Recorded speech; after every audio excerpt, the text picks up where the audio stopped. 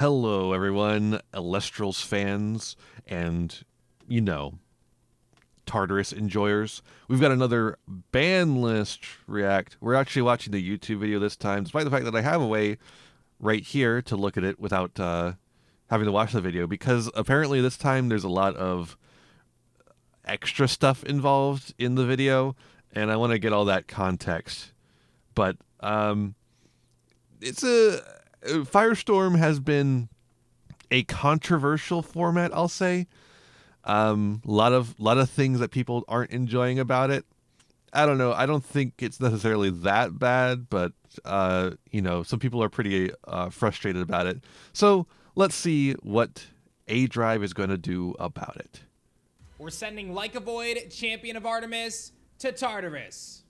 That's pretty direct. Whoa, sort of. It's time to announce the mid-season ban and restricted list update for Alrighty. Elestrals TCG. Let's go. This list will be effective on July 29th when Elestrals Clash goes into early access on Oh, Steam. okay. If you have not wishlisted Elestrals By the Clash, way, you definitely should do so. that's coming and soon. Get excited as players around the world will have an opportunity I'm to probably play going to try and Elestrals stream for it free before from the it comfort of goes their home. live, And every just card to is show it free. off. It's going to be incredible. We've got this awesome list here to 'Cause it shake does up look the quite metagame nice just now. in time for that.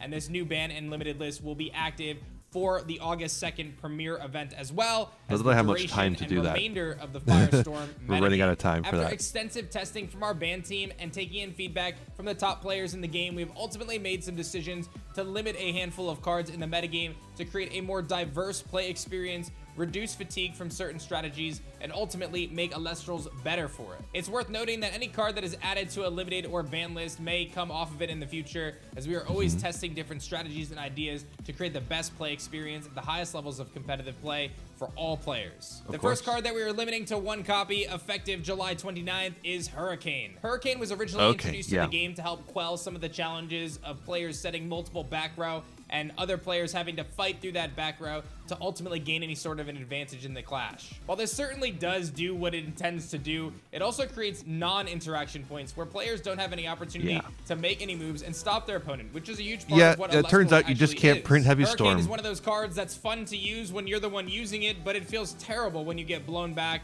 and your entire rune row is destroyed, Like, it's and not then your even opponent sets up some crazy combo. like You have there's no formats where it's opportunities good, to there's correct. formats where it's By bad. putting Hurricane as a power card to one copy will require players to But make it's some more always difficult frustrating when it decisions managing resolves. their spirit deck of whether or not they want to include the spirits to justify one Hurricane. We're going to continue to develop more face down removal for the game that doesn't quite have this same effect as Hurricane where it blows up the entire field, but rather can be used a little bit more strategically, like a thunderstorm or like a blizzard, for example. Part of this decision to limit Hurricane takes into consideration some of the cards coming in Divine Champions livestream and some strategies that may kind of conflict with By the what way, Hurricane is trying to do. I Cards think like we'll probably do the Thunderstorm same thing we do with are gonna see a lot more Firestorm for play, live and stream, because of where we that, wait players for are gonna everything to need be able released, and then account me for and that Golden by Nova are going to setting do a multiple back long-ass row. video In a about world where it. Thunderstorm is one of the top tier cards in the game, and Hurricane is at 3 copies, I think we're going to create a very bad player experience. Or maybe we'll split for it many up into players multiple and result parts. in many I think maybe last time was a little non-interactive too games. long. Hurricane is a card that we're going to continue to test and monitor, but I feel very optimistic with it at 1 copy. The next card we are limiting to 1 copy is Kinleo. Kinleo has long been one of the strongest Nexus Elestral users in the game, being able to destroy an Elestral on the field regardless of their enchantment cost simply by Nexusing. Its full potential hasn't been met up until Hephaestus and the artifact support came in Firestorm, allowing it to unleash its full power and become one of the most dominant decks in the metagame. And basically the only reason why it's full power, quote unquote, is because you're finally wanting to play Fire. Plenty of tools to access their 1 copy of Kinleo through cards like Smoltuga and Stoke the Forge to minimize the impact of this hit, but allow other players to focus their counters onto cats dealing with just this cannot get a powerful break threat in this and ensuring that, game. generally speaking, Always they being won't sent have the to deal with it Tartarus. again once they see the Kinleo one time. The third and final card that will be limited to 1 copy for this list is Moralith. Now, in our last ban list, we made a limit to Rise so from here's the a Ashes, Blizz which hit. was designed as a way to reduce the power level of Blizztrix. And then Josh went and won a tournament with Blizztrix, and we were like, oh wait, that's a thing. And his combination of utilizing Mountains of Boreas alongside Brumalinks to increase the power level of his Cedar Swords and his Moraliths became incredibly overwhelming for other players. Moralith is a very unique card in the context of the other Lith Elestrals because its condition to be cast is not necessarily a comeback mechanic. It can be generated very advantageously by simply playing pieces like Morfrost Lycan form to be able to load up your Underworld and then resolve Morlith's casting condition. Self-mill is a strategy that has a good amount of support coming in upcoming sets, and I think that if Morlith stays at 3 copies, it would become So this is way kind of too preemptive overwhelming in for some players ways. to deal with. I also think the Frost element has a couple While of really also cool being, strategies that can be explored and will continue to be immediate highlighted impact, in but upcoming still. sets. And by giving a little bit more room to breathe for those other Elestrals and cards, we should see more diverse strategies coming out of the Frost element. I think all 3 of these changes will be a very positive change to the metagame, allowing players to explore new options and remove some of think the more those are good powerful changes. cards and limit them so that their For frequency sure. is simply reduced. I think specifically with the launch of Clash as well, this should give a better new player experience for anyone trying Elestrals for the first time. I mentioned in the introduction of this video that Lycavoid, Champion of Artemis, was going to be banned and sent to Tartarus, and that is indeed true. We are indeed banning That's Lycavoid, good. This guy Champion of is Artemis. This is a insane. card that we tested extensively and looked at various combinations on how to solve the splashability of the Lycavoid package and the overwhelming nature of swarming the field with multiple Werepup without much interaction from your opponent. The 6/5 stat I think line it would be proves fine very if more challenging decks for could do players to deal something with, like and that, it's all but the Werepups Lycavoid's that the make field only that deck that turbo can into do various that. ascensions Although and it can become be very put in overwhelming, basically anything. where the first person to establish their Lycavoid ultimately will generally win the Clash, and that creates an unfun game experience for many players, especially new players who are entering the game. We looked at opportunities like limiting Werepup to 1 copy, or even banning Full Moon, but ultimately the decision to ban Lycavoid, Champion of Artemis is a unique one, because we have a very different solution for how we're handling this card than really any other yeah? card that we've approached in the past. Now, See, this is Elestrals why I has wanted to done watch the video. functional erratas in the past, and we've also done Escape from Tartarus versions of Elestrals to kind of reimagine some of our favorite Elestrals. However, in this case, we are going to be using an errata for Lycavoid, Champion of Artemis, to tweak its Really? effects slightly to bring it more in line with the competitive metagame and the desires of our players. Lycavoid, Champion of Artemis will be on the ban list from July 29th until Livestream releases. However, it will come off the ban list when Livestream releases with a brand new errata text that will be featured in the Artemis starter deck, as well as a new printing in Shattered Stars. This errata text is going to simply change the condition where Lycavoid can cast any number of Werepups to now say that Lycavoid can only cast Werepups up to the number of suppressed cards on an opponent's field. I'm actually a really big fan of this change because I think it brings it more in line with what Werepup, Champion of Artemis, is trying to do and what Artemis as a strategy as a whole is trying to do. And this will Okay, allow yeah, players and to that'll continue just to completely explore kill splashing this. Moonrise Lycavoid into their decks, while also allowing suppression No. control-based decks to still use the No, power we're not of gonna do Lycavoid, that. but more so focused within that archetype. Players will still be able to use their Firestorm or Stellar Rare Tournament Pack Lycavoids, but they'll need to refer to the Like, sorry, A-Drive. The good part about the Lycavoid package is that you get to bring out all the Werepups. If you make it so you cannot bring out all the Werepups, it is just a big guy. I don't know if it's worth putting all that into your deck just to get one big guy. Like, the huge difference is that you get a big guy and 2 little guys, which you can ascend into big guys next turn. It's crazy. It's a crazy amount of advantage just to suddenly have. The fact that you changed it like that, I think means it's just not going to see that kind of play anymore. This is a very necessary change, though, updated because errata text when nothing competing. else can I'm do really that. excited to hear your feedback yet. to this approach, so please let me know your thoughts in the comment section below. As I said, But here's my feedback, A-Drive. How are we supposed to know? Like, obviously you've said it. How is a new player who's not plugged in and watching the YouTube channel supposed to know the difference between an errated card and a card that just has different text? I guess the fact that it is similar to the old text is the only tell.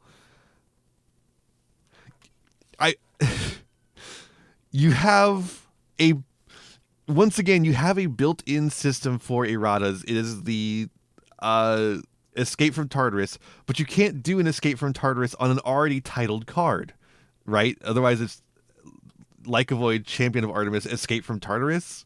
Like, how do you do that? So, because of that, you have to do this to it to give it an errata. But because you are doing this thing where you also just like make a new version of the same card but with different text without doing a title, now it means that like it's going to be really confusing with set codes. Oh God, the new player experience for Elestrals, I think, is going to be a nightmare in regards to the way that these kind of cards work. This kind of thing works. That's a little frustrating. We have done erratas for cards in the past that did slightly change their functional effects. This is probably the most extreme case of this, and I wanted to try it out because, again, we were introducing the card again through Livestream Starter Decks, and it was a key card there. It's also being introduced in Shattered Stars with a very, very cool artwork that I want you guys to be able to enjoy. But ultimately, this is a great card that has a lot of space in the game. I think it just came a little too early in the metagame, and it ultimately created some bad taste in people's mouths with it being overwhelming to play against. By switching it to the suppression-focused strategy, it's more in line of what the effect probably should have been from the get-go, and this is a great learning experience for us, so I encourage you to leave your... I don't think it should have been. I think the effect that it has currently is really cool. You just need to print more cards that do similar things. Please, stop making things that are so fucking situational that they're useless. Just like, this card is nothing now. Just ban it and then let it be legal later when you print more cards that work like it. I don't know, man. Are you gonna unerrata it later when it becomes fine? I don't like. Okay. Continue. Feedback on this approach for erratas in the future. We're going to continue to explore the Escape from Tartarus cards, and I'm looking forward to hearing how you feel about us doing this errata approach for very minor changes to card effects in the future. That concludes our ban and limited list for the upcoming format. There was a ton of cards that we tested and looked at, but ultimately decided to keep the changes to just these.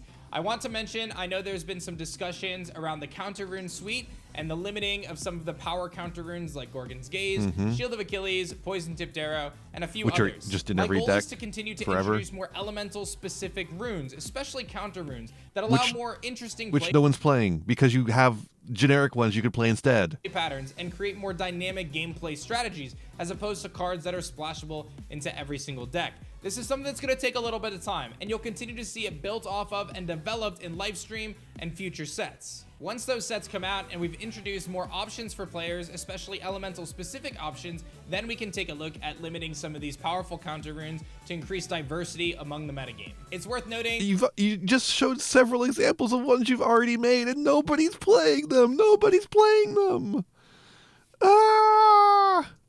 That anytime you utilize a structure deck or starter deck, as long as it is unchanged, you can use it legally, even if it has banned or limited cards in it. Our team is going to continue testing various scenarios and monitoring the competitive But can you use the unerrated version? Both with the launch of Elestrals Clash and the upcoming Premier events to ultimately make Elestrals the best card game we possibly can. Don't forget, Elestrals Clash launches on early access on July 29th with this ban list in effect. We've got a wishlist campaign right now to unlock the Stellar Werepup Buddy and more, and we've got a Gleam giveaway to win a Steam Deck, so don't miss out. That's all in the description below. August 2nd is our next... Okay.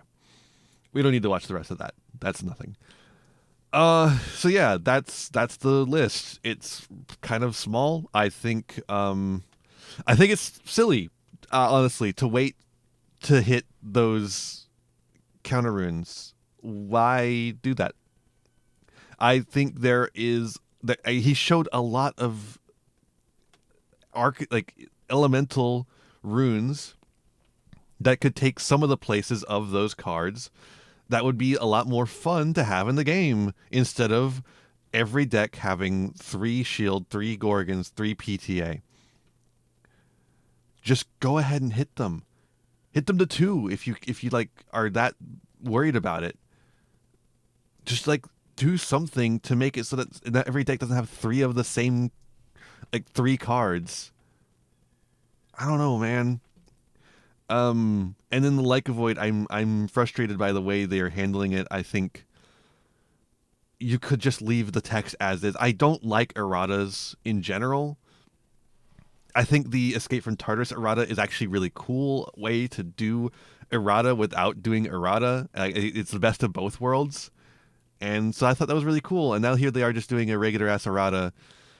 Like he mentioned that they've done erratas in the past, but I'm pretty sure most of those erratas were just for like wording, if I remember correctly. Like it was just to fix the way things were worded and not to actually actively change effects like this.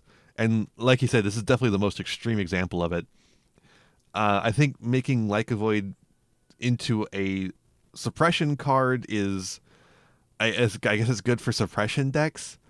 That they have. It's not good for them because it's a weaker card, but like it makes them more likely to be played, maybe. But I think Lycovoid is actually a really cool card. It was just released too early, and it was gonna have a time where it was gonna be a really fun part of the game. But now it never will. Now it never will unless they unerrata it, and I think that sucks. The other hits, whatever. Like a hit to Blizz is fine. Needed to happen. Something needed to be done about Lycovoid. I'm glad something was done. I just wish it was different. I just wish they had banned it until it was time to bring it back. Along with other cards of similar power. And I wish they printed more cards of similar power. It's strange to me that Lycovoid is so far beyond the pale while the rest of Firestorm is like mostly nothing. No hit to bears is interesting. I think it's probably fine, maybe. I could see them hitting Ursicle maybe, but like otherwise I think it's fine. I don't know. Kind of a weird one.